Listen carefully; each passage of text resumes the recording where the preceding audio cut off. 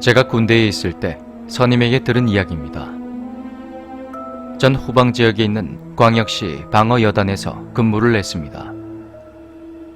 제가 일병 때쯤 저희 여단 모대대의 경비중대가 해체되었습니다. 해체 이유는 천마 미사일이 후방까지 보급되면서 기존의 승전포를 해체하며 경비중대도 같이 해체한 뒤에 사단직할 방공소대가 경비를 서는 것으로 작전이 바뀌었기 때문이었습니다. 그렇게 해체된 경비중대원들은 각각 다른 데대로 보내졌고 저희 부대에도 경비중대에 있었던 선임이 왔습니다. 해체가 예정되었던 부대이다 보니 신병 보급이 없었고 그래서 저는 졸지에 선임만 늘어났던 기억이 나네요. 그때 그 경비중대가 지키던 곳은 산속에 있는 한 연구소였다고 합니다. 산 4곳에 총 4개의 포를 두고 대공방어를 해서 올라가는 데만 1시간이 걸렸고 또 한 번 올라가면 8시간 동안 내려올 수 없었답니다. 이곳에서 제 선임이 일병이었을 때 후임병이 일을 겪었다고 하더군요.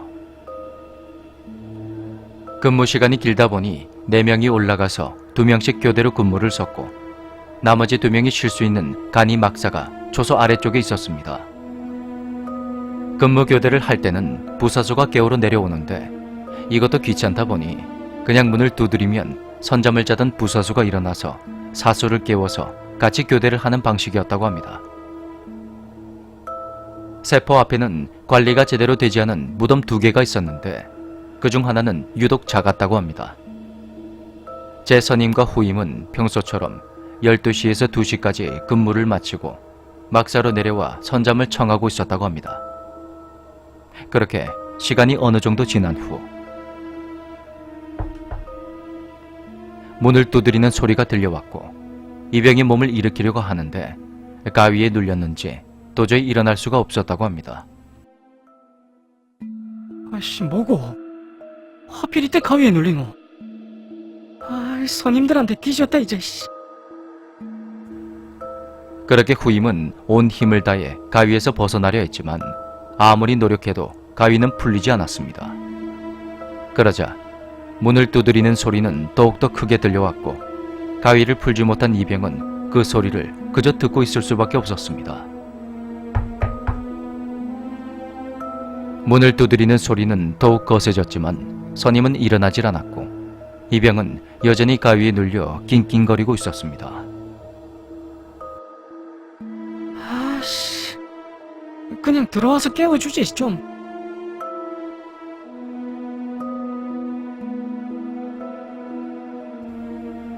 그런데 그렇게 문을 두드리는 소리가 미친 듯이 들려오는 겁니다. 이병은 과연 저 소리가 근무교대 때문에 깨우러 온 것인지 순간 겁이 났고 온 힘을 다해서 발버둥을 치고 있었습니다.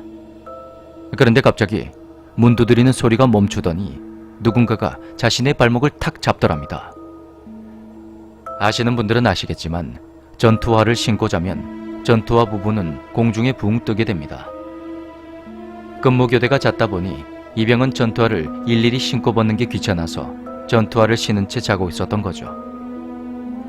이병은 몸을 부들부들 떨었고 도저히 발 아래를 쳐다볼 용기가 나질 않아서 눈을 감고 몸에 힘을 주고 있었습니다.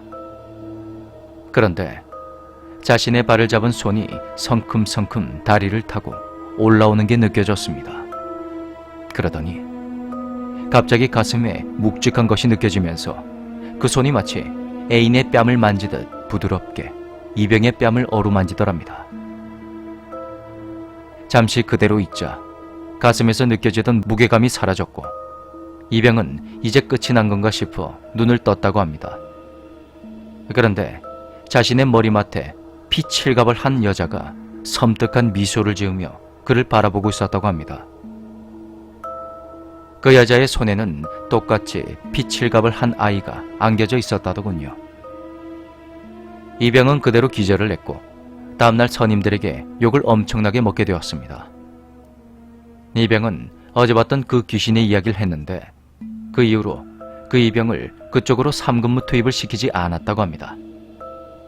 알고 보니 그 이전에도 그런 병사들이 있었던 것입니다. 처소를 없애자니 모든 병사가 귀신을 보는 건 아니라서 귀신을 보지 못하는 사람만 투입을 시키는 거였죠. 아마 그 두 개의 무덤은 아이와 엄마의 것이 아니었을까 추측합니다. 제가 직접 겪었다고 생각하며 이야기를 듣다 보니 너무 무서워서 한동안 힘들게 근무를 썼던 기억이 나네요.